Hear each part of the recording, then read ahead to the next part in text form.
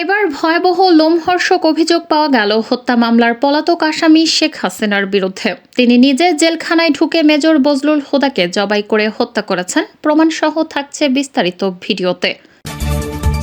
এতক্ষণ শুনছিলেন সংবাদ শিরোনাম, এখন থাকছে বিস্তারিত।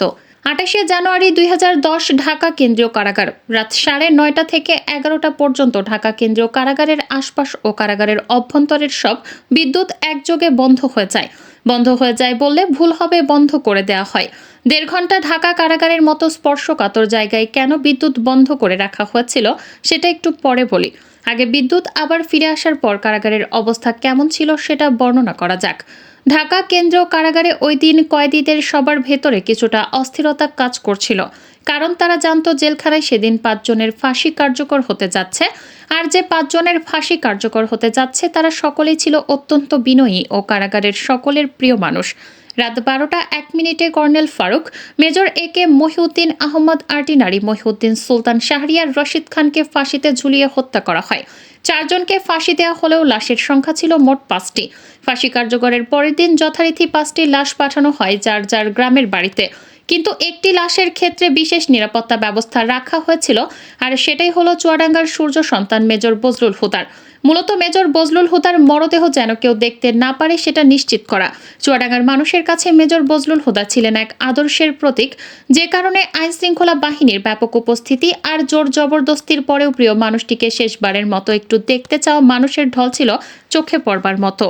আইন শৃঙ্খলা বাহিনীর নির্দেশনা ছিল ৫ মিনিটের মধ্যে মেজর বজলুল হুদাকে দাফন করতে হবে। কিন্তু জনরোষের মুখে আইন শৃঙ্খলা বাহিনী পিছু হটতে বাধ্য হয়।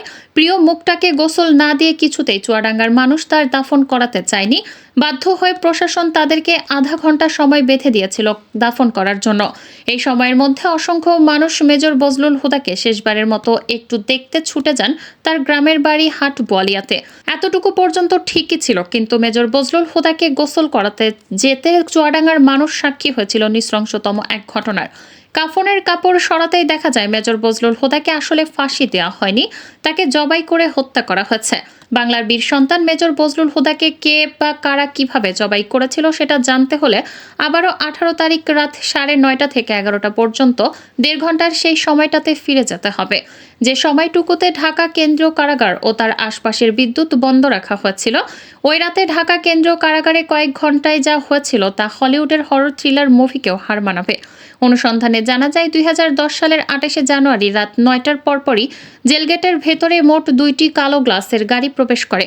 ওই গাড়ির একটিতে SSF-এর সদস্যদের সাথে শেখ হাসিনা এবং অপরটিতে জাহাঙ্গীর কবির নানক, ইসমাইল হোসেন সম্রাট, তৎকালীন ঢাকা বিশ্ববিদ্যালয়ের ছাত্রলীগের দুধর্ষ ক্যাডার সিদ্দিক নাজমুল আলম ছিলেন।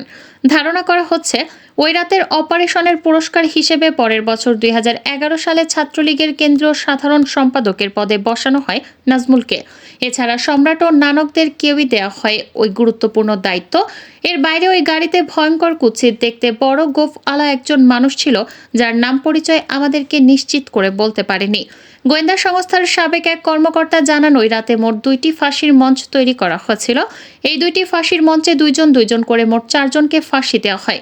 দূর থেকে কোন ৪ জনকে ফাঁসি দেওয়া হয়েছিল সেটা বোঝা না গেলেও ৫ম জনকে ফাঁসি দেওয়া তো দূরের কথা, মঞ্চেই তোলা হয়নি। কিন্তু লাশ বের করার সময় জেলখানা থেকে মোট ৫টি লাশবাহী গাড়ি বের হয়েছিল। ওই রাতে শেখ হাসিনার সাথে জেলখানার ভেতরে প্রবেশ করা খুনিরা সোজা চলে যায় প্রশাসনিক ভবনে, আর শেখ হাসিনা পুলিশ, র্যাব এবং স্বরাষ্ট্র মন্ত্রণালয়ের কর্মকর্তাদের সাথে দাঁড়িয়ে থেকে ৪ জনের ফাঁসি নিজে প্রত্যক্ষ করেন। ধারণা করা হয় আসলেই তাদেরকে ফাঁসি দেওয়া হচ্ছে কিনা সেটা নিশ্চিত করতেই শেখ হাসিনা সেখানে উপস্থিত ছিলেন। ফাঁসি কার্যকর হওয়ার পরপর শেখ হাসিনাও চলে যায় প্রশাসনিক ভবনের ভেতরে। সেখান থেকে রাত ১টার কিছু আগে শেখ হাসিনাও তার সাথে থাকা খুনিরা সেই একই পাজেরো গাড়িতে করে জেলখানা থেকে বের হন।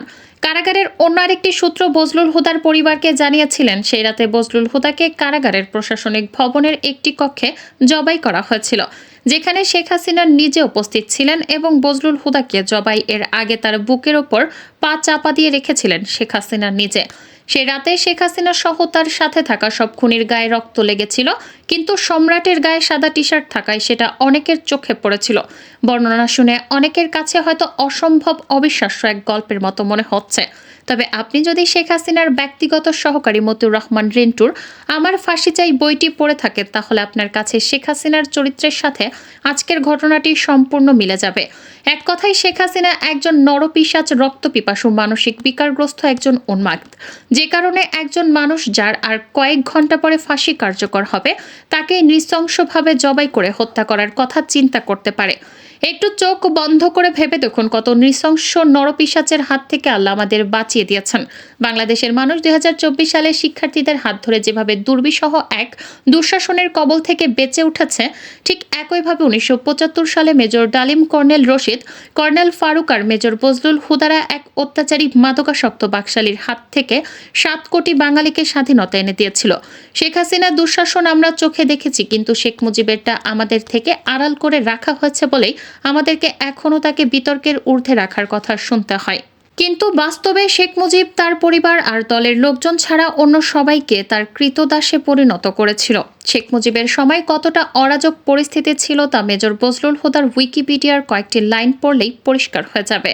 মেজর বজলুল হুদা মেজর ডালিম আর তার স্ত্রী একটা বিয়ের অনুষ্ঠানে গিয়েছিলেন। সেখানে শেখ কামাল আর তার বখাটে বন্ধুরা উপস্থিত ছিলেন। এদের মধ্যে সবচেয়ে উশৃঙ্খল ছিল গাজী গোলাম মোস্তফার ছেলে।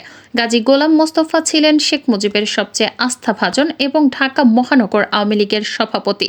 অত্যন্ত অসৎ প্রকৃতির এই লোকটিকে শেখ মুজিব রেড ক্রিসেন্টের চেয়ারম্যানের পদেও বসিয়েছিলেন, যিনি গরিব মানুষের চাল, তেল, কম্বল চুরি করে শেখ মুজিবের সাথে ভাগাভাগি করতেন। ক্ষমতার দাপটে বিয়ের অনুষ্ঠানে আসা মেজর ডালিমের স্ত্রীকেও অসম্মান করার সাহস দেখিয়েছিল শেখ কামালের বন্ধুরা।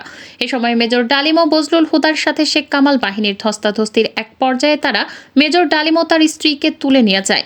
তাদের খোঁজে একদল সেনাবাহিনী গোলাম মোস্তফার বাসায় অভিযান চালালে শেখ মুজিব তার পুত্র শেখ কামালের বখাটে বাহিনীর কোনো বিচার না করে উল্টো মেজর ডালিম ও বজলুল হুদার সেনাবাহিনী থেকে কমিশন বাতিল করে দেন। এভাবেই পুরো দেশটাকে শেখ হাসিনার মতোই পারিবারিক সম্পত্তিতে পরিণত করেছিলেন শেখ মুজিবুর রহমান। 2024 সালের মতো 1975-এর 15ই আগস্টে বাংলাদেশ সেনাবাহিনীর পাশাপাশি ছাত্র, শিক্ষক, পুলিশ সহ সর্বস্তরের মানুষ আনন্দ উল্লাস করেছিলেন। শেখ হাসিনাকে যেভাবে কুকুরের মতো পালিয়ে যেতে হয়েছে, কেউ তার রক্ষায় এগিয়ে আসেনি। ঠিক একইভাবে শেখ মুজিবের লাশ ধানমন্ডির 32 নম্বরে পড়েছিল। কেউ শেখ মুজিবকে একটু দেখতেও আসেনি। জানাজায় লোকজন ডেকেও পাওয়া যায়নি। 570 সাবান দিয়ে রিলিফের কাপড়ে দাফন করা হচ্ছিল বাকশাল মুজিবকে। অন্যদিকে মেজর বজলুল হুদাদের জানাজায় পুলিশ দিয়েও মানুষের বাঁধ ভাঙা জোয়ার আটকে রাখা যায়নি। মানুষের চাপে আধা ঘন্টার মধ্যে দুবার জানাজার নামাজ পড়ানো হয়েছিল। মেজর ডালিম হুদাদের জন্ম আছে, মৃত্যু নেই। মরণের মধ্য দিয়ে তারা অমর হয়ে আজীবন বেঁচে থাকবেন এদেশের মানুষের হৃদয়ে। যতবার মুজিব হাসিনাদের মতো নরপশুরা এদেশের মানুষকে শোষণ করতে চাইবে, ততবারই বজলুল হুদারা ফিরে আসবে আবু সাইদ কিংবা মুগ্ধ হয়ে।